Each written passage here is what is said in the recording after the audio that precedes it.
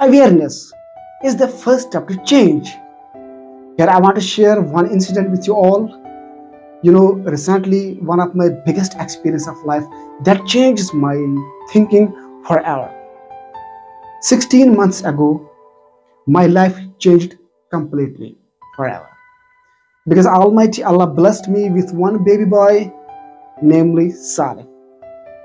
Becoming parent is an amazing experience because your entire world changes in a few hours of time. Your priority suddenly goes up fast. Now you need to deal with new things. Now you are going to deal with a person, he or she cannot speak, even they cannot show you the gestures what they are asking for. You need to learn the language of crying. When child is crying, and probably crying is one of the irritating language of the world for everyone. So what happens, once my wife, she went outside market for some important work, and she left the Salif in care of me, in charge of me. After 5 minutes of caring, Salif suddenly starts crying. I'm trying all my possibilities to make him silent, but gradually he started speed up his crying. It was one of the frustrating moments of my life. I'm trying to check his temperature of his body, forehead, pulse rate, everything I'm doing. Even I'm trying to check his diaper. You know what I mean? To make sure that everything is fine. So, what happens? But still he's crying very fast. What happens? Meanwhile, my mother came from outside. Salif's grandmother, I mean.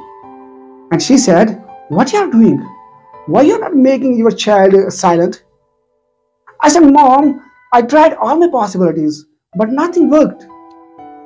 She said, "By experience, you don't have to do all the frisky actions that you are doing from last 5 minutes. Just pick up that empty bottle of milk and give it to him." And what happens? When I pick up that empty bottle of milk and I gave it to Salif, Salif suddenly felt silent. Just like nothing was happening. And also, he is feeling happy now. Thank you, Mom and Salif, for teaching me and giving me the new experiences of life. Thank you. Allah bless you both with all the mothers and children of the world. Thank you. Thank you so much. But what is my motive to create this whole scenario? Essentially, I would like to drive our intention on two powerful words. My words for today is cognitive flexibility. The skill of cognitive flexibility.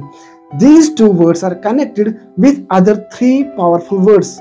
And the first one is awareness, and the second one is confidence, and the third one is adaptability.